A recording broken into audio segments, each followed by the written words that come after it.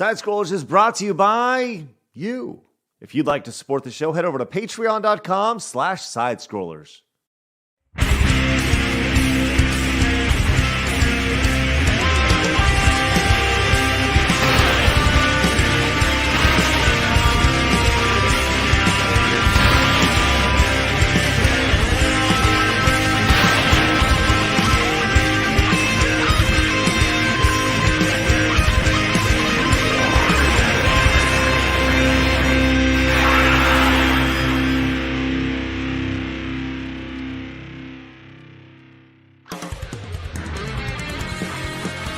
It's time for Side Scrollers on YouTube.com with me, Stuttering Craig. I like movies that have sand in them. Wow. He doesn't like it in his mouth. And producer extraordinaire, Travis Key. I don't like the texture in my mouth. What? And brought to you by you, the G2 community at patreon.com/sidescrollers. And now, broadcasting from our homes, it's time for the #1 gaming and entertainment podcast on planet Earth. It's time for Side Scrollers. 5, 4, 3, 2, 1. Oh, what the hell? Damn it. Aww. Ruined it right after that. Welcome on out to Side Scrollers on YouTube.com and Rumble.com and Twitch.tv. This is a special day today. We have a really, really fun show today, as we have a bunch of Star Wars dorks that are going to battle it out about the latest show from Star Wars, which I truly, from the bottom of my heart, don't know a whole lot about, which is why Blabs is here. Hello, Blabs. Hi. You're a boomer. I'm just going to point that out. This is accurate. Yes. Oh, I don't understand why this is seen as a I'm just negative. pointing it out as per normal. I do that at least once a week, and today's Thursday, so therefore boomer. Hello. I had a slate up for the first time in 7 months. I'm sorry I made one mistake, Blabs. Get good. Well, look, we have a great one today. Trav is away. He'll be joining us here when he's ready to return. But today we got a really good one. We have a special event. We do these every once in a while. We're going to try to do these about every month. And today it's about the Star Wars Ahsoka Roundtable.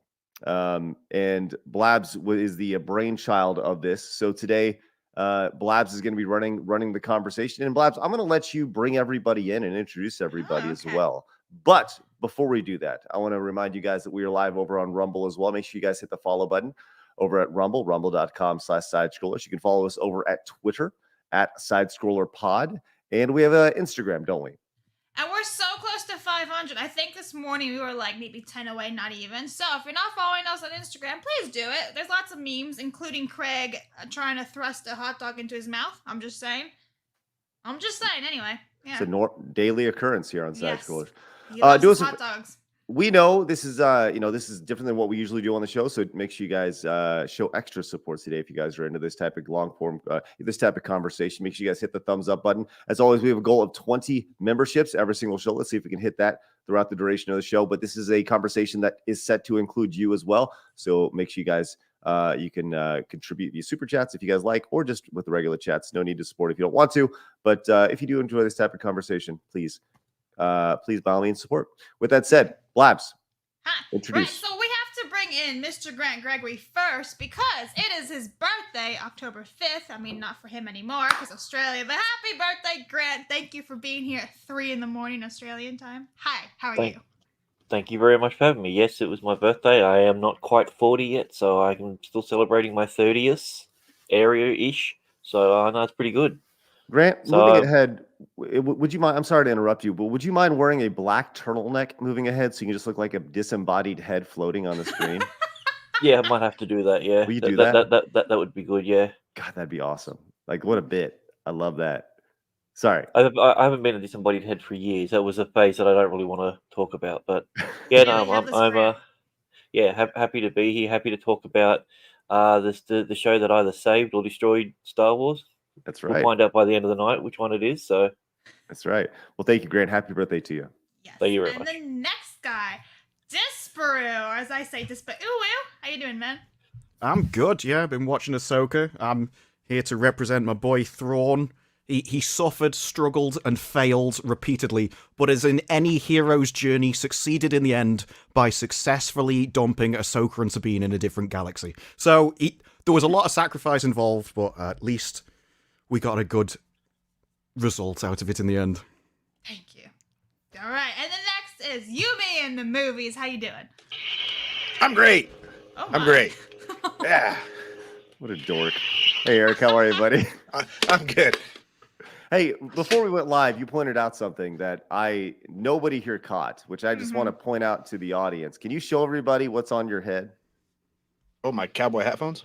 Yeah, your Kylo. This is the most amazing thing. This is modern ingenuity right here. Yeah, there's holes in my cowboy hat, so my headphones can fit through them. Just saying. Yeah, look at that. Look at it. It's way more comfortable than an actual headset. So, I mean, that's outstanding stuff. I just think if somebody can come up with cowboy hat phones, surely we can raise the level of entertainment across the world to a world level that's never been reached before. Copyright that, write that AP down, smack it. It's his now. You, me, and the cowboy hats. I don't know. It'll be something great.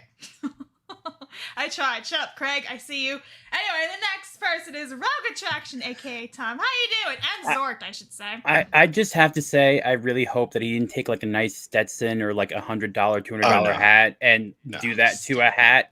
I mean, like if someone came and cut my like $90 bowler here, I would be very upset to add a pair of headphones where you could just put like a little earbud in and have no issue at all. No, it was a cheap $50 hat. I could. Okay. Like I know cowboy work. hats can be expensive, so I was like, my head was like, please don't tell me you did something like that. That'd just be wrong. But no, all my nice hats are up on their hat hangers. You know? Okay, good shape. Yeah, I'm the lone one here to defend Ahsoka, I guess. For now, Star Wars Santa will be joining us a little bit later in about 20 minutes or chat, so. Be He gentle. did say he'd be late. Be gentle, or Zort will come after you in the night and eat you. I'm serious. He's like a demonic being. It's Halloween. Why you don't do know what'll keep him on happen. your shoulder then? He's protection. Jay is a very scary person. Jay. All right. Well, look, we're gonna have a good one today. We got a lot going on. As I said, Rogue Attraction will be joined by Star Wars Santa and potentially somebody else, maybe further down the line. We'll see. Potentially, we'll see. But we're gonna have an overall. The way this is gonna work today is we're gonna ask a question. We'll open it up. We'll give everybody the opportunity to chat. Blabs will do that. I will chime in occasionally with different thoughts as somebody who is a Star Wars outsider, but sees You're it. a normie. Yes, very much normie, very much. Everyone knows my stance on Star Wars. I've seen each one of the films one time. These characters like Ahsoka, I don't know a whole lot about, but I know people are very passionate about it, like Blabs. Blabs, you're a huge fan of Ahsoka? I actually did. I used to like Ahsoka until the live action. I was one of those people, as soon as I saw that she was live action, I was like, nah, bad idea, don't do it, no. But they did it anyway. They didn't listen to me. Stupid Lucasfilm. But yeah, I love Ahsoka Clone Wars. And cool. I did it kind of like Rebels a little bit, but yeah. All right, so there's been a lot of talk about this show, and Blabs, I'm going to hand this off to you in just a second. But there's been a lot of talk about this show about it's been very polarizing. Some people have said that it's saved Star Wars. Some people have said it's absolutely murdered it, right? And depending on the side of the fence that you're on, I would love to open this up to everybody and just give your overall thoughts on the show in like 2 sentences or less. So let's start with Grant. Okay, so my initial thoughts was not since Boba Fett has a main character of their own series been completely irrelevant.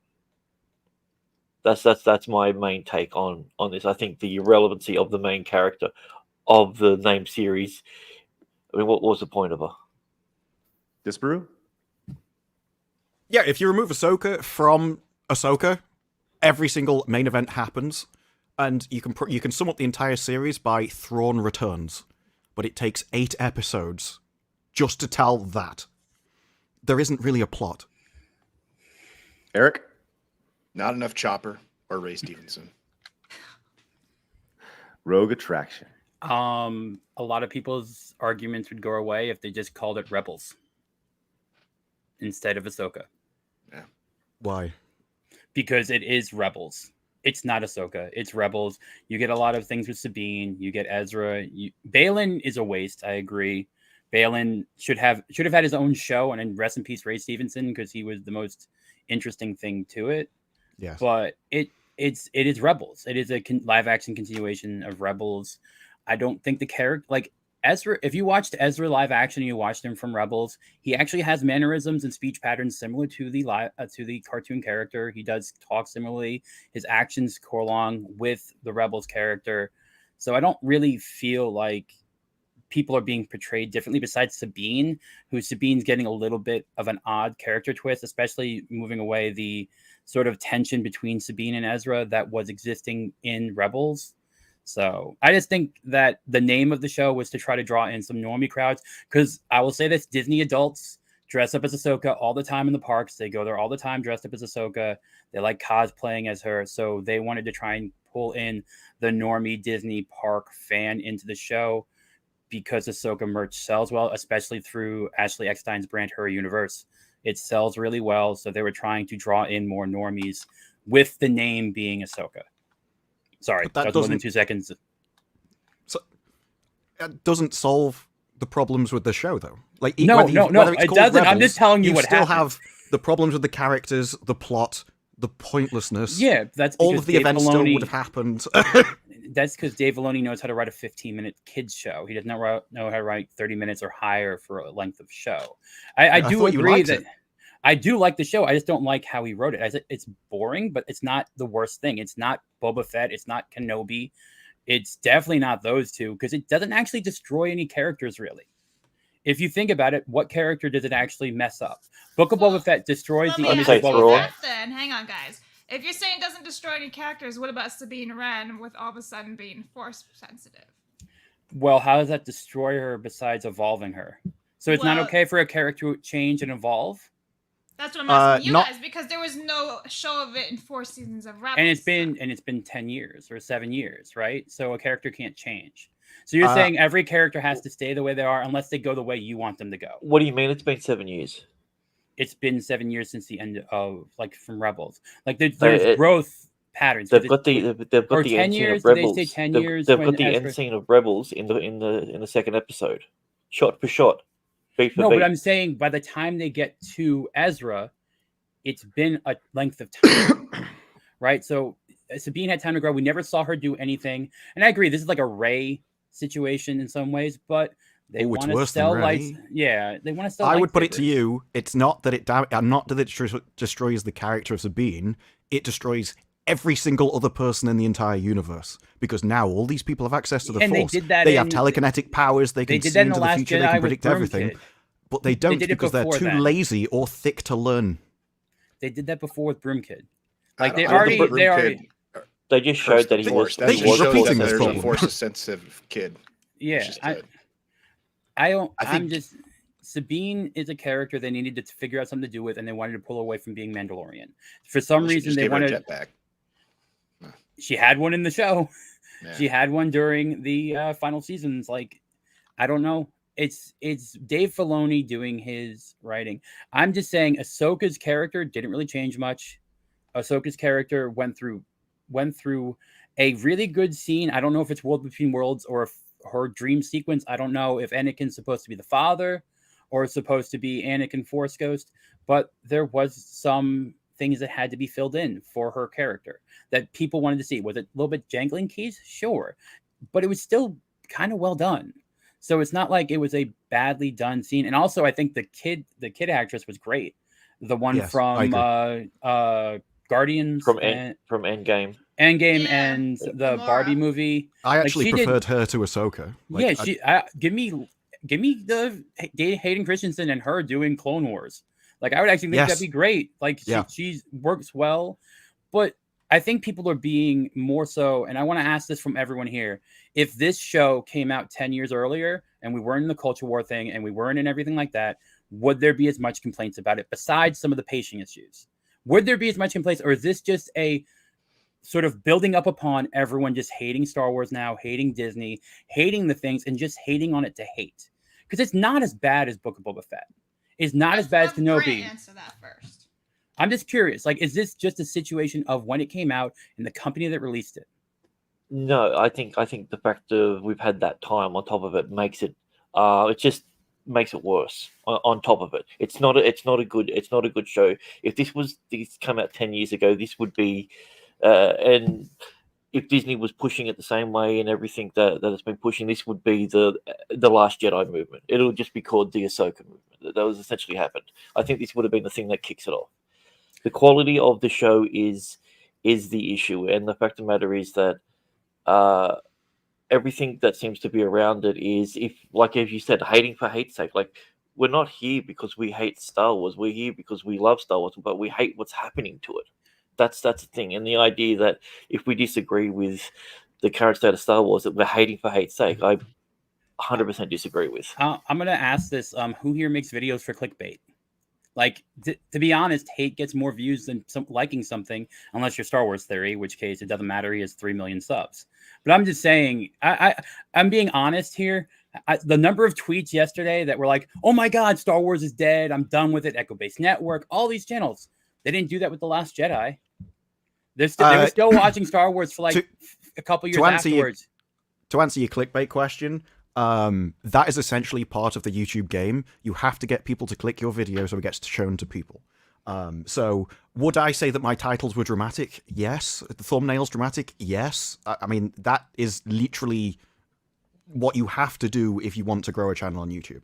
But the actual video itself is my honest opinion. And I always see it as, to me, clickbait is something that lies about the content of the video, whereas I would just say it's performative. It's part of entertainment. You promise someone something and then you give it to them at the other end. But all right, everyone makes titles to get clicks. That's YouTube. That has been we talked about that many times on the channel about, that's been the way outside of YouTube, in newspapers, in any sort of written media, literally since the dawn of time. Anytime there's been a business that's been attached to news or sensationalism. You guys mentioned something, the response to the show, and specifically Echo Base Network. We had their tweet pulled up over here. Before we do, we didn't get Eric's answer on what would happen if the show came out 10 years ago. Sure, go ahead. I think my biggest issue with the show is Sabine being force sensitive after 4 seasons of Rebels and Kanan training Ezra to be a Jedi, and not once did Sabine have any notion of I should train to be a Jedi too. I think that's the biggest issue I have with the show, and I don't think being released with that being the major plot point and the biggest character arc of the series, even though I think it was a stupid arc, I don't think being released now or back then would have changed how I felt. That ruined some of the lore of Star Wars. All right, we were talking about the tweet from Echo Base Network. They came out and said, this right here says, we're taking all Star Wars images. Let me pull this up really quick. We're taking all Star Wars images off our YouTube channel. Patron, T-shirts, everything. Pre-show is changing, Super Chats, videos, emojis. I mean, everything. We are done. F Disney Star Wars. F Dave Filoni. The first comment, isn't this a bit of an overreaction? And theirs is nope. So let's Rogue Attraction. Do you feel like that's an overreaction to the show? I can understand if you are an old Star Wars fan and you really don't like it, fine. I don't care. I don't care about that. I just think being so dramatic, if you're telling me Ahsoka was worse than The Last Jedi in terms of dividing the fan base, I don't know how that is. Because Ahsoka, for the most part, besides Sabine, what character was outside of what they would have done anyway? Hera was a little bit more written, like more stoic. Okay, she lost her husband at the end of Rebels. Like, she lost the father of her child, so she could be a little bit more withdrawn and cold. I get that. I just don't know if it's the same thing as Luke, who was the icon of Star Wars, the hero. Like, I can't see how Ahsoka is somehow more damaging than The Last Jedi was, or anything in the sequels. Like, so I don't think think any of us have made that point, though. To give you an example, if every time you walk through your front door, I punch you in the face, and then you walk through tomorrow and I punch you, and you're like, I've had enough of this, can you stop doing it? And like, well, I punched you harder yesterday. Like, why are you getting annoyed now? You should have got annoyed yesterday. Like, no, things build up over time and people hit their patience limit. And this was just the final straw for them. But it's not like a one-off event that caused it. That's death by 1,000 cuts. But they liked Mando. they talked about Mando well. Lots of people like Mando season 1. I'm just saying, like, Mando, like, if you're saying everything that Disney Star Wars did was bad, it's not the case. It's not like every single thing Disney Star Wars came out with has been bad. So that's why I'm trying to figure out, like, do you get to... I understand being fed up. I get it. And I'm having a hard time defending everything in Ahsoka. I like parts of it a lot. The whole show, no. It probably would have been better as an 1.5-hour movie and cut out a lot of the filler and cut out a lot of the pacing and the dialogue. Well, like, especially with the dialogue, I've cut down 5 episodes so far, and I've got a little over 16 minutes worth of dialogue in 5 episodes. Just cutting out the dialogue, like it's the most poorly paced thing that I've ever seen. Like, opening shots for every different scene, and then another establishing shot, and then another establishing shot of stuff that we've already seen. It's filler. Like, as you said, you could probably get an 1.5-hour movie out of it. I agree with that statement. I think if they turn this into just a Disney Plus movie, it wouldn't be anywhere near as an issue. No, hold on. I just want you to go back on that statement really quick. You said you've gone through how many episodes?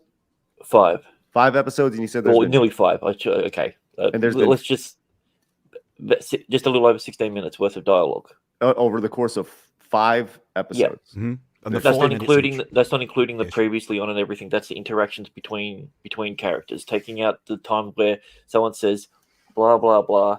Let's have a 30-second pause of a staring off, looking around, and then I'm going to answer you. Cutting it down to the dialogue. Wow, I have not watched the show, but just on the surface, that sounds a little excessive as far as the slow pace of it. Is that a big criticism of the show? What do you guys think about the pacing of the show? There's Pacing lots is of definitely an issue. pausing. Like, someone will say a line, and then everyone has to pause so we can all emotionally take it in. And then someone will say another word, and then another one, and then we'll all pause again because it's so dramatic. It's like Rings of Power. Rings of Power did exactly the same thing, that we say a line and pause, and then we're going to say another line like 10 seconds later. It's weird. It makes me wonder if they were ever on the same soundstage together, because it literally feels like someone said their line and they've got. I mean, who knows? I don't know the behind the scenes, stuff like that, to have them film in separate locations or something. I'm just curious. Do you think that's also a thing of the weekly release for streaming things? Because Disney kind of mandates that you have to have at least 3 months for a streaming series, so they can get 3 months of subscriptions from someone. I come from, like, when I was growing up, TV series were 22 to 26 episodes. Yeah. And so I don't think making 8 episodes of television should really strain anyone. It's not difficult to make an idea last 8 episodes of 40 minutes. And if it is, then I think they belong in film, not TV. And that's the weird thing, because Disney did do a great job with, I mean, if you look at Freeform and you look at Disney Channel, they made a lot of half-an-hour content that was liked by younger audiences, maybe not older audiences, but you had like iCarly and a bunch of content from Disney specifically that was able to do television. Like, I don't understand how they could not translate almost 3 or 4 decades worth of making content at half-an-hour length on their channels to making somewhat older content on a streaming service. I don't think they have the foundations to build the story in the first place. Like, one of your defenses has been, well, these are the same characters from Rebels. But me not caring about that, these are just horrible characters. Sabine is just a horrible person. She shouldn't be a hero. Like, she's insufferable from the moment she turns up, and it doesn't get any better. She literally commits treason on an entire galaxy so that she can go and visit a bloke in another one. Like, this is not supposed to be somebody that I'm supporting, and yet we're all supposed to, just forgive her? It's fine. We all know you found Ezra. Like, I don't think you can build a long series around characters like that, because you have to like them to want to watch them. Let me bring in Star Wars Santa, because he can help provide some support with Tom. Hi, Star Wars Santa. How you doing? Hello. Thanks for inviting me. Sorry I was late. Had a business meeting I was involved in, but great to be joining you all today. Thanks.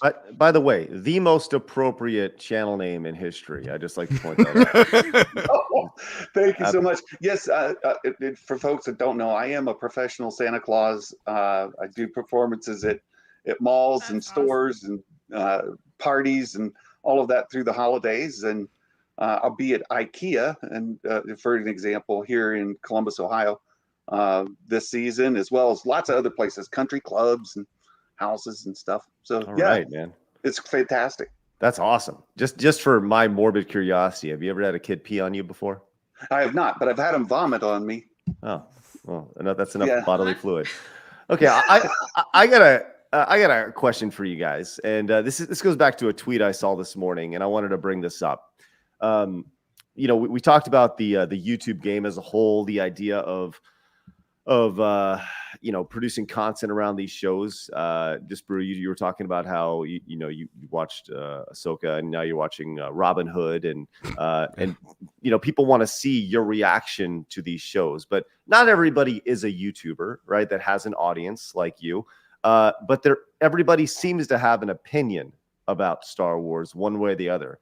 And then you see something like this, where I feel like this is a pretty common sense stance, which, as from looking from the outside, I don't quite understand. It says, why did Disney ruin my Star Wars to appeal to a new audience when we, the core audience, hate it?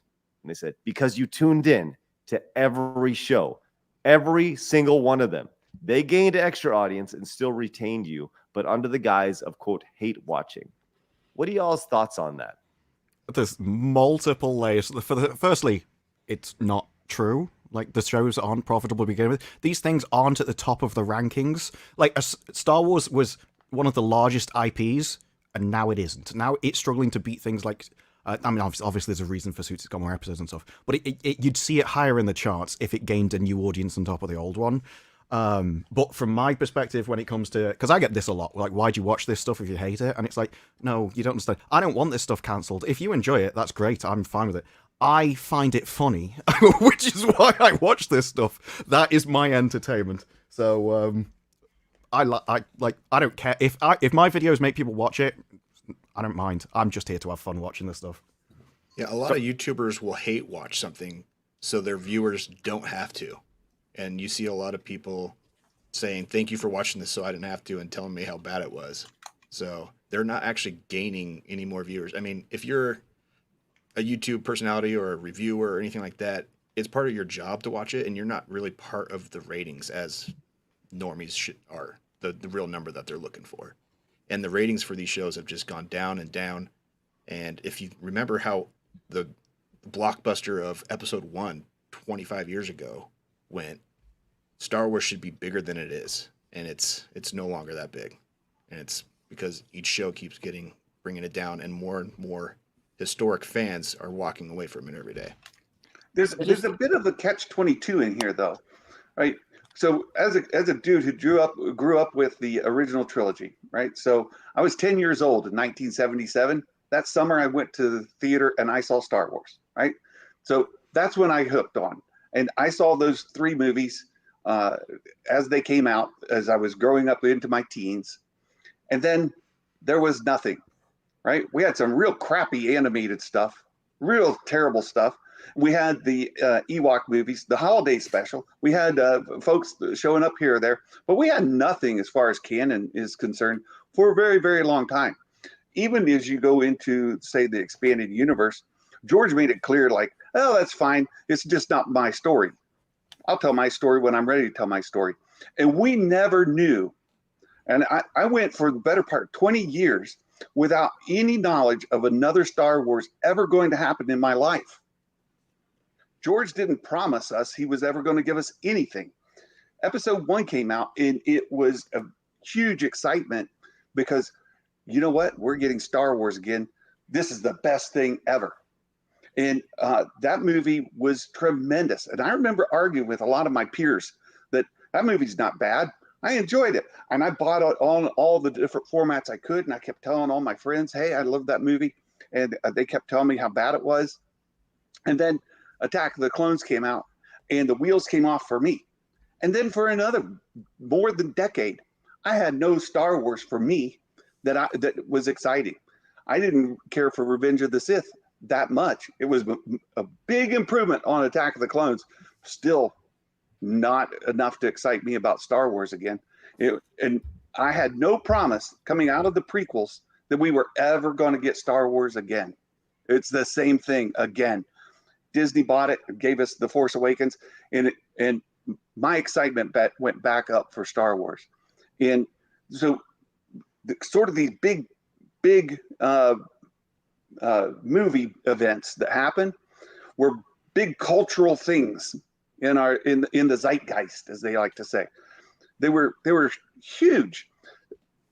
Now it's become more normalized, right? If you get shows all the time, you get movies all the time, you get content all the time, it's not something that maybe I'll never get to see Star Wars again in my life. It's a thing, well, I didn't like this one, or I like this one, it was fine. And they just wait for it to come out on streaming. They wait for it to come out on physical media. They wait for the reviews to come in, and maybe I'll watch it 30 days from now. I don't need to watch it in the theater, and I'll catch it down the road. So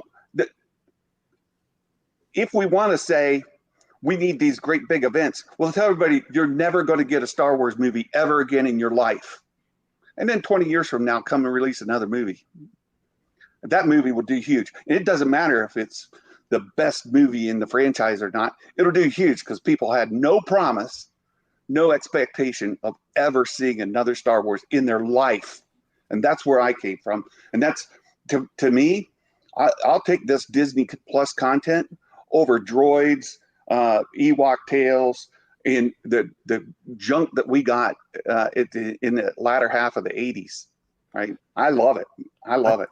I think it's a real interesting perspective on this, right? As somebody who you mentioned the sheer desert of lack of content that happened between the first three, the original trilogy, and then the late 90s, early 2000s. But so for you, this is Santa. We're talking about, this is just an oasis of just more is better, because you had such a desert for such a long time, and you're just embracing everything that they throw out. But do you guys, Disparu, Eric, do y'all feel that oversaturation has played into the overall angst and I don't know, more or less hate of Star Wars? I think the more content you produce, especially when it's at pace, there's a limited amount of talent that is available.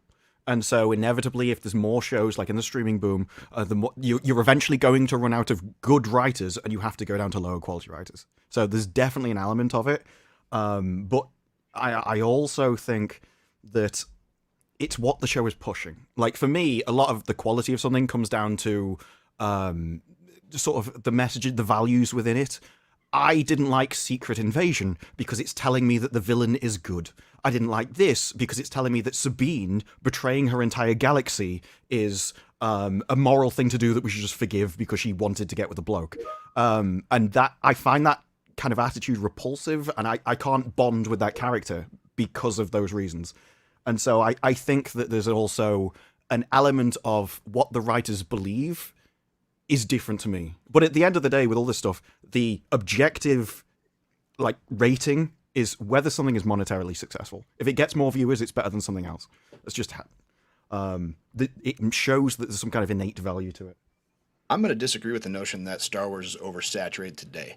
I feel like the best decade of Star Wars content was probably 1995 to 2005, and that's including all the expanded universe content. For Star Wars fans to have content, 1995 was awesome. You had the books, you had video games, you had comic books, you had the special edition movies coming out, you had the chatter of, oh, there's a prequel trilogy coming soon from George. I think that was the greatest content of Star Wars we ever saw, from the Jedi Knight games with Kyle Katarn, Rebel Assault, Rogue Squadron games. Star Wars Galaxies was a huge hit for big Star Wars fans. There was content out there that was great that Star Wars fans couldn't get enough of. And then now that Disney owns Star Wars, all that doesn't matter. Well, I'll agree with you to a point there. But if you talk about the audience size for video games versus theatrical release movies, it's a fraction. Look at the audience size for animated shows compared to video games. It's a fraction. Mm-hmm. Look at the audience size for comic books and what's the other word? It's still yet another fraction. So when you're trying to do something that attracts the largest audience in the world, it's not through video games, comics, and books. It's theatrical releases. And you could say Disney Plus is watering down now. And one of the things that Star Wars is missing now are theatrical releases. And I 100% agree with that. Theatrical releases are the thing that are going to get the most eyeballs on it, and that gets the most excitement. And we haven't had that in a meaningful way in a hot minute. And the movies that we did get were divisive. I enjoyed the sequels a lot, but a lot of folks didn't, right? I've got friends my age who didn't. I did. I've got my kids love the prequels. Well, my youngest daughter loves the prequels more than the sequels. My oldest daughter likes the sequels better than the prequels, right? We're a mixed family as far as who enjoys what. But we all have this Star Wars brand that we attach to, and we can all enjoy watching it together. Whether it's your favorite or least favorite, it's still Star Wars. So in my family, in my friends, that's what we experience. We haven't had a movie of meaningful release worldwide for a few years, and it's going to be a few more years before we do. And I think what we're going to see because of this gap is another spike. But we'll see. We'll see. I have a question just in general for everyone. What percentage of the actual Star Wars fan base do you think actually read EU content or played the game? Very little. So when we think about, and I'm agreeing with Star Wars Santa here, the majority of Star Wars fans watch the movies. Maybe watch some of the cartoons and maybe grew up with some of the cartoons, which is why younger people tend to like the prequels a little bit more and kind of like the Clone Wars stuff and all that. So my question is, like, as a company, Disney, Lucasfilm should be making content to the largest bucket, not the smallest minority. Like, that's the correct way for business. You should be making to the largest audience possible. So if they brought the EU in and they, like, say, catered to the 2% of fan base that read all the books and played everything and knew everything, how complicated and convoluted would that have been to try and get the larger normie audience? Because Jay had the same issues not watching Rebels and Clone Wars with Ahsoka.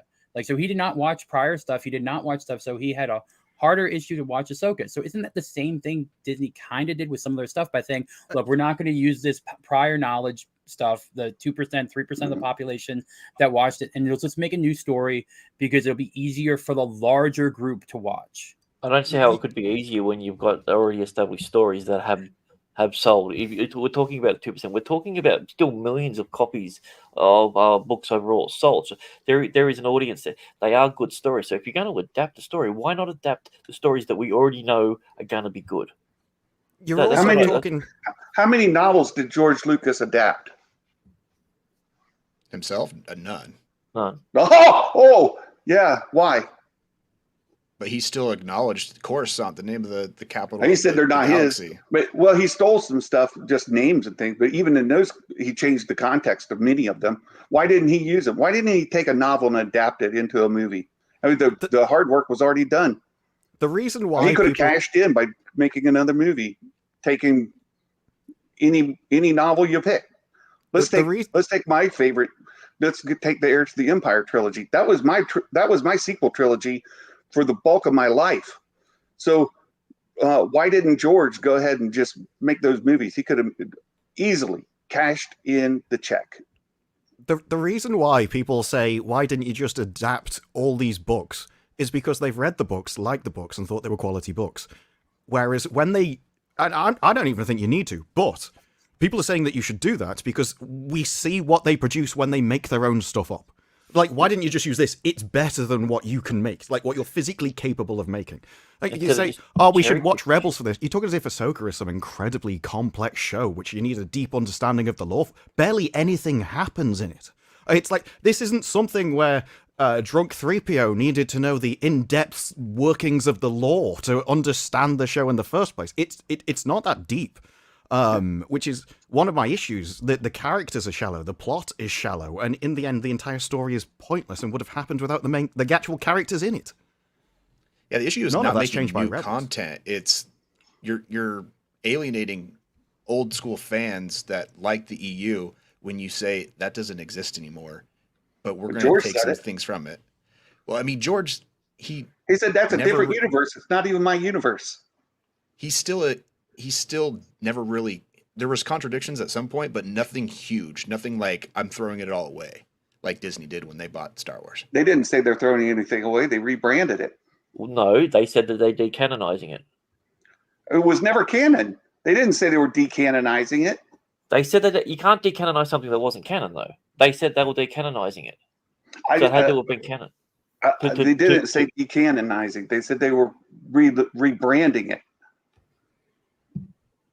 I mean, you think about that. They do that in comics all the time. Marvel has the Ultimate Universe that's different than the 616 universe. Like, there are different universes in DC Comics. They had the whole New 52 stuff. So if what Disney did was say, hey, we're going to call this the Legacy or whatever it was, instead of calling it they called it whatever. Legends. Legends, okay. Yeah. Legends. Yeah, so they rebranded it a little bit. Did they not use it? Well, they're taking stuff now. They took stuff and put it in games. Well, yeah, I think it's kind of like, all right, we're yelling at everything after the fact, right? Everything's after the fact. Like, there are a lot of people like Force Awakens, and bro. That's the no, problem. I know, but I'm just saying, and you have to complain, you have to criticize what deserves to be criticized. I agree with that. I'm just saying the level of vitriol sometimes seems not equivalent to what happens sometimes. That's all. Like, well, let's change course a little bit and let's get into like the gritty stuff of Ahsoka, like the technicalities.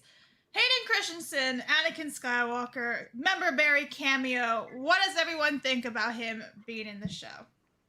Let's start with that's Grant. part of it. Yeah. Well, I mean, I'm always happy to see Hayden in stuff because I've always been a fan of him, and I never got the original Star Wars experience, so my Star Wars experience was the prequel trilogies, and I was excited to see them. Day one, I saw all three of them. Even though I didn't like certain aspects of most of those films, I still enjoyed the characters, and that was the character. So seeing him on there, I get the same nostalgia. Oh, it's nice, but I don't like it when it's just for the sake of it. Like, I feel like especially the very last one, like it was just him overlooking. There was no interaction. There was no real purpose. If you're going to bring it back, give him some meat, give him some substance into that. We don't even know if that was him, if that was even the world between worlds. Like, nothing was explained in that. So was that all in Ahsoka's head? If it was all in Ahsoka's head, how could she be underwater for 2 days? Because we saw two different scenery changes. Like, nothing was explained. And the biggest problem that I have with bringing Hayden into it like that, if it's not his character, then it's irrelevant. It was like when they brought Han in for episode 9. It was basically Kylo imagining him there and forgiving himself. It was pointless. I think the final shot of Ahsoka, I think, kind of lends to the notion that maybe that was Anakin in the World Between Worlds with his blue glowy there showing up at the end of the series looking over Ahsoka. But that just kind of irks me as he's showing up for Ahsoka where he hasn't showed up for Luke. He doesn't make an appearance to Kylo Ren in any of the sequel trilogy, even though Kylo's there talking to his burnt out helmet and falling to the dark side. Why is Anakin showing up for Ahsoka, but not any of his family, the family that he turned to the dark side to try and protect, his love, Padme, and then the family that brought him back to the light, Luke, and his sister, Leia, or any of his grandchildren, like Kylo, who falls to the dark side? You'd think Anakin would be there to look over that and give advice like Obi-Wan and Yoda do to Luke. I have one theory behind that, and I think it's more financial. I think that any of the original characters, Disney has to pay a royalty fee to George Lucas, so they limit the amount they use them in products, and that's why, like, Ahsoka might be a different contractual thing because of the time it was made, but I do think like Luke, Han, Leia, those are more expensive for them to use. And that's the same reason why you do not see them in the theme parks. You don't see as much merch about them because there's a financial reason. Because George Lucas, remember, When he made the contract with Fox back in the day for the original films, he made sure merchandising and rights for that stuff were all his. He was very clever and a very shrewd businessman. And even though Iger screwed him over, if you've read his book, the Iger's book about the deal, he still was a smart man. So I wouldn't be surprised if there's some royalty aspect or something like that for any of the original trilogy items or characters that he solely created. Santa. I thought Disney owns the whole brand in general. I don't know if he really has. Yeah, I've seen that theory before too. Rogue Attraction just made. We don't have proof of it. It is a theory. It's a theory. And I understand the theory. But as far as it goes to seeing Anakin in this series, I've enjoyed it. And one of my hottest takes is like, I think Rey is a better developed character than Anakin in the movies.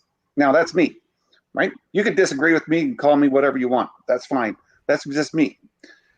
Seeing Anakin in this series has been fantastic because we get to see Hayden act, I think, in a much better than he did in the prequels. I think he was directed better. I think his character is better developed. I enjoyed it.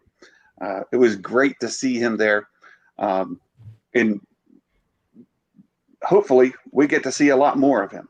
We got to see him in Kenobi. We got to see him in here. I hope we get to see him in lots of other things, and I would love to get to see Anakin in as a Force ghost interacting with Luke. I would love to see him interacting with new content in the post original trilogy era. I hope we get it. I really do. But we'll wait and see. I think Hayden Christensen's great. He was the best thing about the series. He really put other lightsaber fights or fighters, like he really showed them up. You can tell this guy has put the hours in, and there's just a very precise way of that he moves that nobody else moves. Second favorite would be Baylan. And I liked seeing young Ahsoka. I thought she was a great actress, and she was probably my third favorite lightsaber duelist. I can't remember the exact. You didn't like Morgan? No. Well, let's actually bring that up because Craig has the clip of the choreography of Ahsoka and Morgan Elsbeth. We can actually discuss that. What do you guys think about this? Apparently, the best duel in the show, according to Joanna, I believe her name is. I think 2 seconds in explains why this is choreographed badly.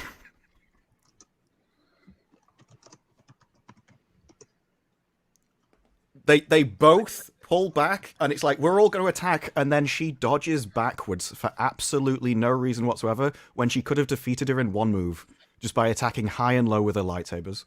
I will say this is probably the most accurate Ahsoka live action duel. They both look as if they're about to attack, and she just passes on the opportunity. This happens all the time, that and spinning. These fights would be over so fast, because no one takes advantage of openings. Well, I Dana, think... what do you have to say about this?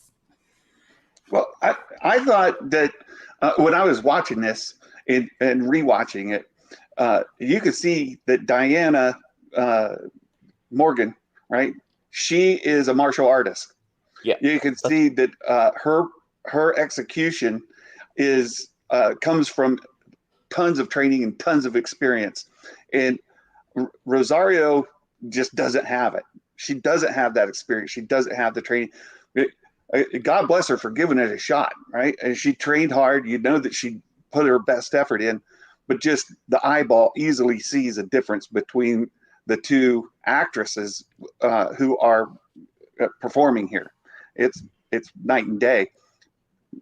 You know, I'm not throwing any shade at Rosario. She did the best she could, and I think she did a decent job. But Diana's clearly the better. Now, martial artist. Can I just ask a question first? Do you think that's say something? Because I think I cut him off before too. I was just going to, for the future, because I'm going to forget. Do you think that was intentional, or just a difference between the actresses' performances? I think it's just the difference in their experience and skill. So I don't think it's intentional. Was that the actual actresses in that so wide shot actresses, or yeah. stunt doubles? That's another Well, thing. I'm pretty sure it was the girl who plays Morgan. I'm pretty sure that was her. Because I've seen some other clips of her doing other stuff. Because I didn't even realize who she was and everything until till yesterday. Because I was saying, like, I don't understand why this chick can do all this sort of stuff, because she's got good form. Her feeding it's the main thing. It's the foot placement. When they're moving, she's already moving towards her next attack. So she picked up the choreography. I'm not a huge fan of the choreography, because I don't understand why, if you're going to attack someone, you don't sidestep. I mean, obviously, it's probably a restriction of where they're filming. But from a martial arts type of perspective, I enjoyed her movement, so I could tell that she had that. And Rosario was very got to get it here, because this is the point. This is the point here. This is the point here. Where I mean, Hayden is probably the best out of everyone, because he never stopped training. So I was curious about that myself, so I did look into the stunt coordinators for the show, and Ming Chua, I think is the way you pronounce her name. She has been the stunt coordinator for The Mandalorian, The Book of Boba Fett, and Obi-Wan Kenobi, which could explain some things. I know there was a lot less saber fighting in Mandalorian for the most part, but if you look at the fight between Morgan and Ahsoka in The Mandalorian, it's not a long fight. It's a much quicker. It's not drawn out. It's a much more like short fight, a more realistic, I guess, looking fight between a Beskar spear and a saber would be. I think they drew the fights out a little bit longer than probably her directing or coordinating style is meant to, because even in Mandalorian, a lot of the action things are very quick. They're not long drawn out affairs for most of the episodes, and it's not that much in terms of hand-to-hand combat for real. So I'm wondering if equaling out the length of the show to try and make it longer, making the fights drawn out to be more prequel-esque, and equal out to the, because if they brought in the stunt coordinator for the prequels, it probably would have done a lot of work. I just don't think he would work with Disney now. But I don't think it matters with this fight. That entire fight is pointless, because they've already gone, you two go ahead and stop Thrawn, and that's the only thing that matters. That's the objective. So whether she died or not won the fight, unless you're actually invested in Ahsoka and really have like some kind of emotional attachment, the fight itself is like, well, this doesn't achieve anything. Win or lose doesn't change anything. Yeah, there's no missionality. I was more invested in Sabine and Ezra upstairs, because whether they actually got to Thrawn mattered. I was just surprised that the stormtroopers that were shooting at her in one scene, as soon as they were fighting in one cut, they just automatically all stopped shooting. And she did the same. They're going to hit Morgan because they can't hit anything. When the stormtroopers were firing at her as she was going upstairs, Morgan stopped attacking. She just stood there. So it was like a honor system, it seemed like. It was weird. That one segment is probably the best part of that duel, that wide shot. It looks pretty good, and they're both going about the same speed. And it looks better than when she fought Anakin earlier in the War Between Worlds, because Hayden was so good that cut. That's they had to do a lot of quick cuts and up close and personal, because Hayden was she's nowhere near a match for Anakin, even though she apparently wins that fight. But also in this fight with Morgan, later towards the end, Morgan does a spin kick that if Ahsoka just moved her lightsaber 5 inches inwards, would have cut off her leg. And that took me way out of the fight. They don't attack limbs anymore. Kicking in a lightsaber fight. That's a George Lucas thing. They're not going to attack limbs, because that'll be honoring George Lucas. They don't want to do that. I will say, get limb dismemberment back in Star Wars. Get limb dismemberment back in Star Wars. There's always story conveniences. It started in A New Hope when they didn't shoot the escape pod with C-3PO and R2 in it. It started there. That's a plot convenience, and it's carried through every movie that George did and every Star Wars that's ever existed. You can not like it. That's fine. But to kind of throw this out as some sort of egregious thing it's insincere. I mean, they could have just blasted Millennium Falcon away in the first movie, and the story would have been done. Look, but Star Wars full of plot conveniences. That's fine. But this series is full of them. That's the whole point. Sure. So is Star Wars. Every scene? Oh no! Well, not every scene, but certainly there's plenty of it in every single movie, every single show. You can find them anywhere. It's easy. Why did we build a giant ship that can travel to another galaxy that can't defeat a single fighter flying in a straight line at it? There are Right, the Death limits to Star, how far you can suspend your disbelief. right? for The Death Star. anything. You're talking about the Death Star, right? No, yeah, the because eye of I forget the actual name. I just keep calling it Scion. the Eye of Sauron. Eye of Sauron. And she's flying directly at it in a single fighter, and they're like, "Prepare the turbo lasers," and it takes she flies all the way to it before it actually finally hits the thing. I mean, It happens with the Death Star. at least give us a too. reason why. Well, these lasers are designed for capital ships, not fighters. I'd accept that, but give me the reason. Yeah, you tell me why the Death Star. Go ahead. Imperial confidence. They were overconfident. Right? You can make up the story whatever you want. It's fine. All that stuff in the original Star Wars, they actually explain though. I expect with the writers to in the story. Right. Oh, There's no life forms on that. It's probably just a decoy, or yeah. they're no match for this Plot convenience. space station. Sure. Well, I no, think it's explained. It might be a weak explanation, but it's at least explained. Yeah, That's there's not no a explanation for them bombarding the planet, hitting the tower that they were just docked on, and there's a spaceship right by the tower, but the only blasts are hitting the tower and not the spaceship that Ahsoka and Sabine just jumped onto. And you could have Meanwhile, explained the that. stormtroopers are falling because they're getting shot at and crumbling. It's like, how are you not hitting the ship when it's right below you? A better hitting way of everything writing else. that scene would be, rather than using the Force to open the doors, they use the Force to deflect, the cannons, so they fire to either side of them. Shields. They could have done something in the story that made sense why these people are missing. Well, Disbrew, I know you got to get going. You got a stream coming up, so want to thank you for your time. Before you roll out really quick, though, I as a normie to Star Wars, and as you guys are obviously into, Well, I'm a normie to Star Wars. well, just in general, and it's an open question to the panel as we're talking about these lightsaber fights. And we'll start with you, Disbrew, because I'd just love to get your thoughts. Then we'll go around and you can head out. But how important is a lightsaber fight to Star Wars to you personally? Because the way I see it from the outside looking in is I look at it like professional wrestling, right? You have these guys who do amazing moves, but at the end of the day, you don't really care about the moves. It's awesome that they do them. You're more in it for the story. And that's my thought on professional wrestling. You watch these guys do these incredible things, but really you care about the character itself. And from the outside looking in, that's what it seems like would be most important from Star Wars. But I'd just love to hear your thoughts and from an action perspective. How important is the lightsaber duel, Disbrew? I really like action movies as it is. I love the John Wick stuff. Obviously, you suspend your disbelief for John Wick. I have a rule. It's the same that I've had with Ahsoka. I don't actually have that big a problem with the minutiae of the fights generally. My rule is, if you watch it as you're meant to, so you don't pause it, you just watch it from beginning to end. If that's acceptable to you, then there's not a problem with the fight. If you start pausing things like we did here, you're going to find issues with basically any fight. So I don't have an issue with that.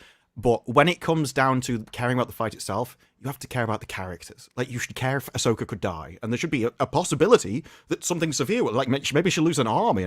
I think it becomes a bigger issue when the rest of the thing doesn't actually grab you, and now you find yourself paying attention to the details. When I watch John Wick, I don't want to focus on the details because I want to enjoy the thing. But when it comes to this, it's I can't gonna get bored, and if I get bored, I start looking at the details itself. And now I'm like, why isn't she killing her? This is dragged on for ages. Look, there's an opening there. You can stab her. And that's when it becomes an issue for me. He's exactly right. I mean, everything he says is 100% right. I sat right beside my wife watching this, and she was checked out, right? She just didn't care. I love Ahsoka.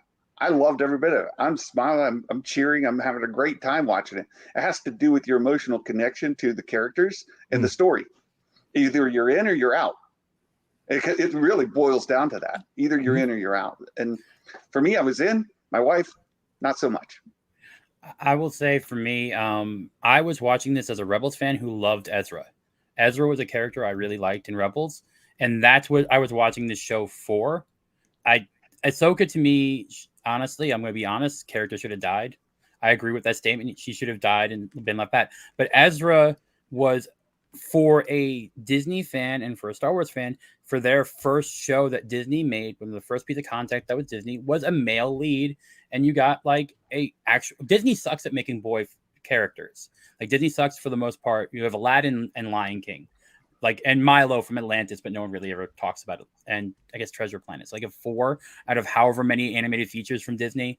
And Ezra was cool. I liked him, and my nephews love him. He was a character. So I was watching the show to see Ezra come back, and that's why I was like, well, at least Ezra, for the most part, is Ezra. Ahsoka's fighting. I don't care. I didn't mind the force food that he was doing. It's an evolution. It's kind of like what they did in Rogue One with Donnie Yen's character. So I didn't mind that. I didn't mind him making his lightsaber similar to his boss. And his fight scenes were actually really good. Like when he did the... When he did the fighting... Sorry, he had to go. He has a stream starting. Sorry. The Dark Troopers, or whatever they call them, Night Troopers. When he did the fight scenes with that, he was moving really well. I thought his choreography was great. I think casting, Ahsoka should have had her stunt woman in there. I don't know if she did. That's one of the things, but I don't care about the fight. I agree. There was no tension there because that wasn't the character I cared about really right then. I was like, oh, is Ezra going to make the jump? Is she not going to be able to force pull him? Is he going to crash to his death? No, it's Disney. That's not going to happen. Yeah, when all those moments were happening, I was just like, don't do that. Don't do that. I know it's going to happen, but I didn't want it to. It would have been so much better if Sabine just had a jetpack instead of having her force jump after suddenly getting the force all of a sudden. It would be in line. It would be in line with her character using, like, even when she was being trained in Rebels and everything, she wasn't being trained as a Jedi. She was being trained to wield the saber like a Mandalorian and everything like that. She was the more practical. She was the more practical one. So giving her a jetpack when it's like, maybe if I can do that, I can jump. And she's like, I've got a jetpack. Something like that. Here, you take it. I can, I've got to go help this. Give us a little bit more meat to the relationships. As for the initial question about having lightsabers in it, before Andor, I would have said, yeah. I was one of those people in my group that I enjoyed Andor because I felt like it was a character story. It just didn't feel like Star Wars. It was a story in the Star Wars universe, but did it feel like Star Wars? No, but it was out of all the TV series that Disney has done, it's still at the top of my list. We did a ranking list yesterday, and it was at the top of my one. I enjoyed that for a character who I definitely thought I would care about because, all this stuff is basically about characters that are dead in the current timeline. Well, in regards to lightsaber fights, the best lightsaber fights are the ones that have the most emotional impact, like Empire Strikes Back, Return of the Jedi, Revenge of the Sith. All those final lightsaber fights, it's not really about the fight. It's about the character. Like Luke is getting his ass kicked by Darth Vader in Empire Strikes Back and then loses his hand. There's stakes there. There's weight to the fights. Yeah, I agree. There's no stakes in the Disney stuff, in Ahsoka especially. I think that they weakened the lightsabers, honestly, because if you look at the original trilogy, you have like one saber fight per movie. Yeah, and something dramatic happens with it. And it was like the big thing. So I think that's one of the problems that the sabers became overused in the prequels in the same way, because it was like, oh, we need to go through the door, lightsaber. Oh, we need to do this, lightsaber. And where it was used in the original trilogy, and I agree with that sentiment, it was more impactful because it wasn't about the fight. It was about person versus person, ideology versus ideology, history versus history. It was just a story thing. I think the prequels kind of took some of that away because a lot of the fights were just fights. Like the big battle at the end of Attack of the Clones was just a big fight with lightsabers, just to see how many lightsabers we can have going against robots. So those were being taken away. To show it was there to show that the peak of the Jedi and how awesome lightsabers were. So yeah, having lots of lightsabers in that made sense. And then in the original trilogy, lightsabers are rare and ancient and more special because of that. So. Well, let's look at some super chats because there's a whole bunch we gotta catch up on too. So let's pull up Cajun Corey first. Says happy birthday, Grant, because yes, Grant's birthday is Thanks, today, Corey. or yesterday if you're in Australia. Saiki Pussy for $5 says Ahsoka is damaging because it used the world between worlds. The only option Disney had to retcon their terrible movies. Instead, they doubled down. You guys agree with that? Do we know if they doubled down? Well, we don't even know if we don't even know if they use the world between worlds. That's the thing. None of that was ever explained. Like, they've used the world between worlds in the animated series, but if we're talking about the live action stuff, then we don't even know. That's the problem. There's no explanation to what that is. And we can't make assumptions on whether they've doubled down or retconned because we don't even know what happened in that thing yet. We don't know if Ezra was supposed to be found in the timeline for the sequel trilogies. We don't know if that happened. We don't know if, like, it's kind of hard to tell without anything going forward. You're basically in a, what is it, Schrodinger's box, the cat. It's both dead and alive at the same time. Well, all we know is they're not there in the sequel trilogies. Well, I think StarWars.com posted that it was the World Between Worlds, so we know that, but there's very little we know beyond that. The Ghost is in the sequel trilogies. The Ghost is seen in some of the space battles, especially the last one in Rise of Skywalker. Yeah, the sequels aren't going anywhere. As an Easter egg. Yeah, I never thought the sequels would. Thank you, Posey comes back in for $10 and says it was deliberately offensive to original fans by replacing Luke with Ahsoka in one of his most epic stories. Yes, 10 years ago, this would have been a problem too. But this isn't exactly Heir to the Empire either. No. One of my biggest complaints is that George Lucas did prequels instead of sequels. Had he done sequels instead of prequels, it would have made original trilogy fans happier and would have avoided the issue we're in right now. The prequels could have been done anytime.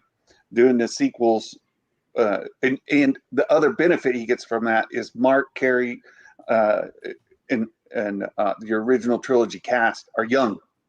They're still of age that you could put them in a post Return of the Jedi exciting saga and really involve them.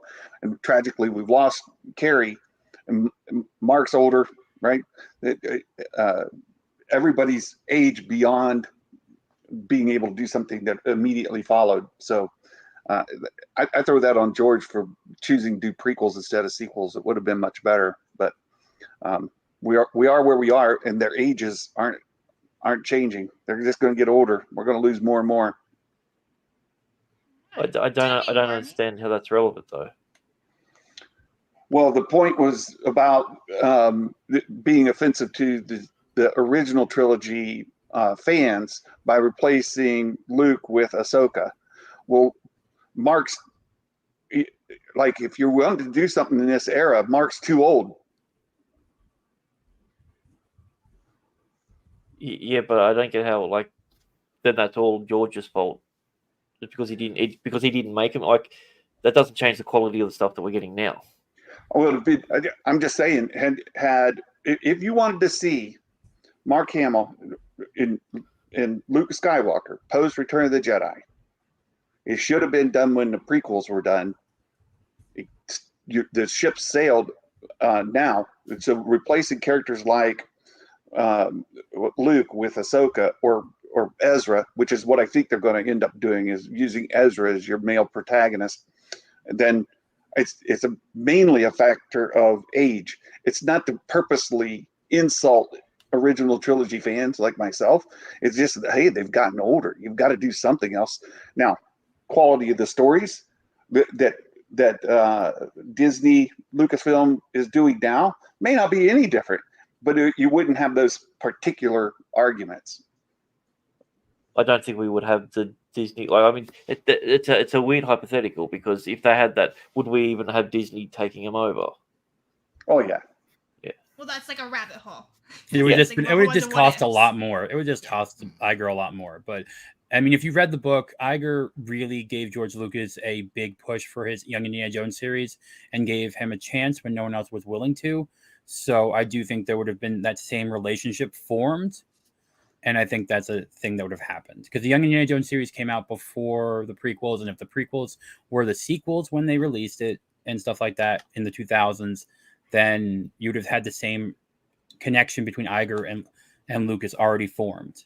I mean, yeah, they've already changed characters. Like Han, we had a younger version of Han. There's no reason why we couldn't do a full recast. They've already established what's his name? Is that so? That's what I'm saying. Like, it's the option was there. That's why I didn't. Stan as Luke. I will say that I wouldn't mind Sebastian Stan as Luke Skywalker.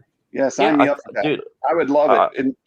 And doing an animated series following the Return of the Jedi. Let's do that. Mark can still do the voice animation, the voiceovers, right?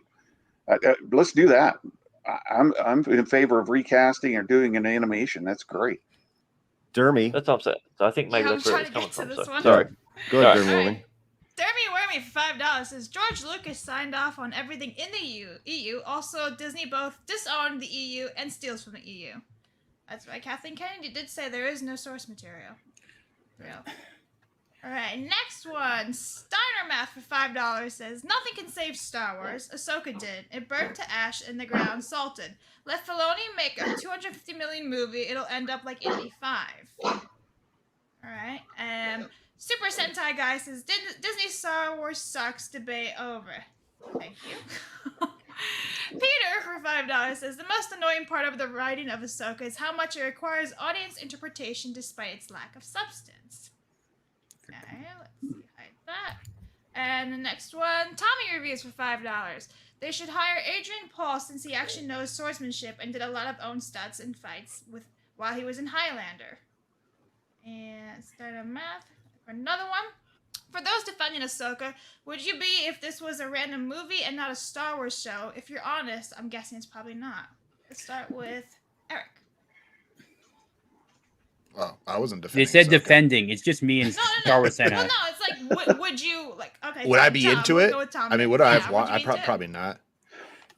Probably not. I think it would probably get less hate if it wasn't related to Star Wars. It'd be easier to have a product not have the baggage. You could just say the same thing. I know some people were talking about the first few episodes of Loki, and they were saying if it wasn't a Marvel property, it would probably be a more well-liked show. So I think right now Star Wars is slightly a tainted name. I agree with that idea. Same with Disney itself being a tainted name.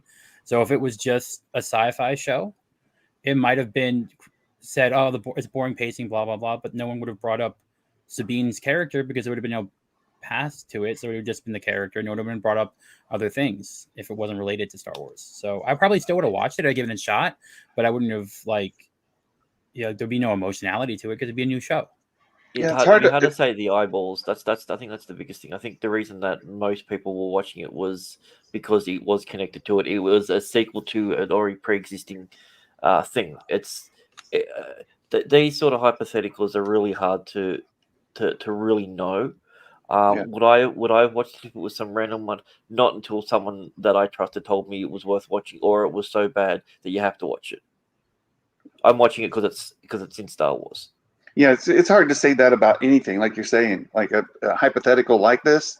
If you take Phantom Menace, take Star Wars out of it, right? Take Star Wars out of it. What would your opinion be? Well, mileage is going to vary based on the viewer, right? Like, do you enjoy sci-fi fantasy? Do you not? Would you like it? Would you not? That's a really difficult thing to answer. Maybe you would. Well, I guess Rebel Moon from Snyder might be a good concept because that was supposed to be his Star Wars movie and he adapted it into his own concept. So if Rebel Moon does okay, you have an idea of what a Star Wars property not done in Star Wars might be like. Yeah, Wait, that's not attached to Star Wars? Well, that was the idea. It was supposed to be his Star Wars movie if he could do Star Wars. Yeah, he pitched that to Lucas to make a Star Wars film. Lucasfilm. Oh, I thought it was attached to Star Wars. There you go. No, it was originally written as a Star Wars idea, but they didn't buy it, so he made it himself. And that just looks interesting because Snyder's always been good at making trailers, so I'll be interested in watching it. Stinky Pussy for $5 again says, play the trench run and try to tell me the Death Star doesn't have a small fighter defenses. Disney Sims can't even get the details from the first movie right. Well, I mean, yeah, sure, they had small defenses, but how many did they get of the X-Wings? And if you go back and look, this is a fun thing to do. Go back and look, count the X-Wings. Like, just count them. How many can you count in the original trilogy? It's like less than 20. And they're going against this giant Death Star with all these things. It's not about the numbers and all that, right? It's about this. It's more the story. What we said coming earlier. out of nowhere, that's a plot contrivance that Han suddenly had a change of heart that showed no concept of the change of heart throughout the whole. It's anyone can pick and choose however they want to see it. I think it's made for teenagers. Like adults watched it, but it's kind of made for teenagers. The original movies were rated PG. Like it's not made technically their version of PG is very different to what we would consider PG. I know, but it was a family film. It was not meant to be a adults like my dad was like maybe 20 when he went to go see it, and he saw it like but 17 times. It's not like it's a kids show. I think that there's that argument that going around that Star Wars is it's wizards in space with swords. It's a kids show. It's not a kids show. It's never been a kids show. No, it's a family product, which shows that kids have something they garner from it. And when you watch it when you're older, you garner and you view a different thing. I completely understand that. I'm just saying, thinking of this as Breaking Bad or thinking of this as something that's some auteur thing, it wasn't made to be that. It was made to be fun. Yeah. I have one more Rumble rant to go over, but unfortunately I can't answer this because Disprew's not here. So Dude for Dollar says, I have a question I have for Disprew. Is the Rumble Disprew channel his? It looks like he's mirroring his YouTube content, but doesn't have his avatar. I wanted to know before I made the switch. You'd have to ask Disprew. I'm sorry, we didn't get to it before when he was here. But I do have one final question for you guys, and I think this is kind of a fun discussion. So unfortunately, you guys all know Ray Stevenson has passed away. He was playing Baylan. What do you think they're going to do with this character? Are they going to recast him, completely write him off, kill him off screen? I think that's a fun conversation to have for any fan or anybody who watched the show. So let's go around. We'll start with Tom. I hope they recast for Baylan. I would think since he's in technically the Disney family, the Sam, his name, the guy's the bad guy in Avatar, the Colonel. Sam Worthing. Oh, no. Okay. Yeah, I can't remember his full name, but I think he would be a good replacement. He has that type of like presence. He's a little bit thinner, but he's like the right age and the right stature. He's a tall dude. I think Stephen Lang, someone in the chat, Nerdy Neo, Stephen Lang. I think he could be a good replacement for Ray Stevenson. He has a good gravitas to him. He has enough like intimidation factor. I would think he might be a good, like a replaceable person. I'd much rather that than them do any like digital repaste or anything like that. I would rather recast. I don't think Liev Schreiber would be a good choice. Whoever said that, I think he's a little too small. I think Liev Schreiber's quite big now. Like, one, do they have the same management team? That they are good friends. Height wise, I thought Liev Schreiber was like a shorter actor. No, they are very similar. I think that would have been my pick. Would be Liev Schreiber because I think he would nail it. All right, Star Wars. I was joking, Thomas Jane, since Ray Stevenson. I mean, that makes sense. I love that idea. I think that would be a hilarious bit of meta commentary. You took over my role. I'm going to take over your role now. Like, yeah, I just Ray's basically my age, and to have him pass hits really close for me, and really tragic. Thinking about my kids and my family, and think about his family and the impact it had. Losing him, terrible. I think my own personal opinion, one of the best ways to honor his work is to recast and carry the character forward. He established a character that we care about, right? Whatever you think about Ahsoka, I think the bulk of the fandom anyway care about Baylan. Yes. They want to know, where'd this guy come from? What's he after? What's he about? I think fans are dying to know that and want to see that. And I think it's a huge tribute to him to carry that story forward. He established it. He built the foundation. And let's go. Let's do it. Let's recast him. And I desperately want to see his story continued. It'd be better than losing him. It'd be the same thing as if they just completely wrote off Dumbledore as a character after the original actor died. Amen. You need someone to build on that legacy. Agreed. Eric? Yeah, I mean, Baylan was my favorite character from Ahsoka and the most interesting. He commanded the screen every time he was there, and he had the most world building around his character and what exactly is he all about. I'm kind of worried that they might just be writing him off because the way they ended his character. I feel like there was probably some reshoots for the last episode of Ahsoka with Shin and his character, and it kind of felt tacked on, and then they kind of gave him an epic final scene with him standing on that statue, looking off at Mount Doom in the distance. Or Mount Doom, it was. Yeah. And it kind of felt like they could have ended it there, and I kind of feel like they might. Well, I think they also set up something early on where you kept saying that you're different. Well, I'm training you to be something different. Our paths are different. Unless that also was a part of the reshoots, I'm not. I don't know. But if it wasn't, then I definitely think he's coming back. But if that was a part of the reshoots, then yeah, you're right. They're just gonna scrub that whole idea, which would be a shame. Quick note about reshoots: they didn't do any reshoots after he died. Yeah, that could have just been repurposed other shots because it was all digital. Yeah. Well, obviously they didn't reshoot him after he died, but yeah, I get that. Most important question from D-Max Ski for $4.99. Why didn't Craig watch the show? That's a good question. I'm glad you asked, D-Max Ski. Very important that I answer this question because I am the ultimate Star Wars fan and will crush all these feeble beings with my Star Wars knowledge. No, the reality is that Star Wars for me is not a passion. I look at this as the same as like the Blue Beetle. I don't know who the Blue Beetle is. I don't care who the Blue Beetle is, right? I care about like the mainline Star Wars characters, and I don't even know if Ahsoka is a mainline character. So for me to get into Star Wars, it has to be an insane value prop, right? It has to be something that I'm like, oh man, I'm totally interested in that. Mandalorian, the first season, I watched that, right? Why? Well, I like to hear about this Boba Fett guy, right? I want to hear about the backstory here and whatever, right? So that was intriguing to me. Ahsoka, I have no connection with at all. Does she look kind of cool? Yeah. She has a white lightsaber. Ooh, that doesn't do a lot for me, right? She's got 2 white lightsabers. Yeah. Actually. Once again, that means nothing to me. As the normie here, it's who very doesn't, refreshing, right? Like it's just a thing. So there is not the value prop for me to get into something, especially when there's so much lore that I've missed. I also feel like if I was to get into something like this now, I would be totally lost. And it's the same reason why I haven't watched all the Harry Potters or all the Marvel movies or all the pick any sort of franchise you want.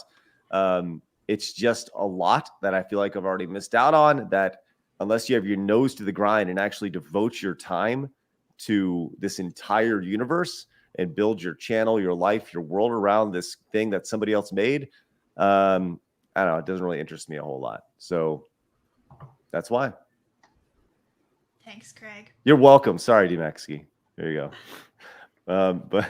But yeah, I'll tell you what, we got about just another minute or so. Let's finish with some closing thoughts across the board. What is the future of Star Wars post this series? And let's start with Star Wars Santa and work our way around the horn. We'll go with Santa, and then we'll go over to Tom, and then we'll work our way to Grant and Eric. Thanks. I am maybe an exception amongst the folks watching. I'm a happy Star Wars fan. I think this is a great era for Star Wars. I'm enjoying it. Where I think we're headed in the future is a little bit less Disney Plus content. As we've moved past the pandemic era, I expect that to slow down and movies to increase. At least that's my hope. And there's a term that I've been using for a lot of this is it's like going to a smorgasbord, right?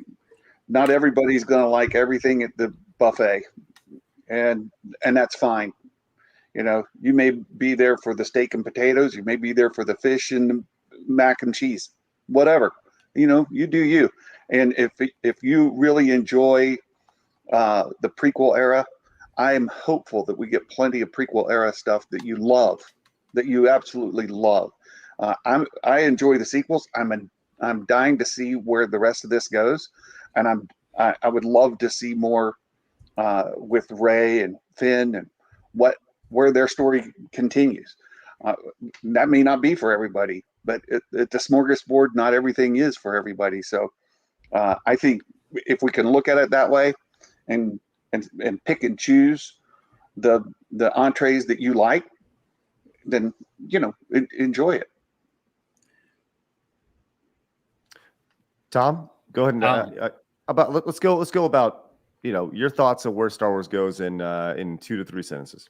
Okay. I think it needs time. I do think it needs time to heal.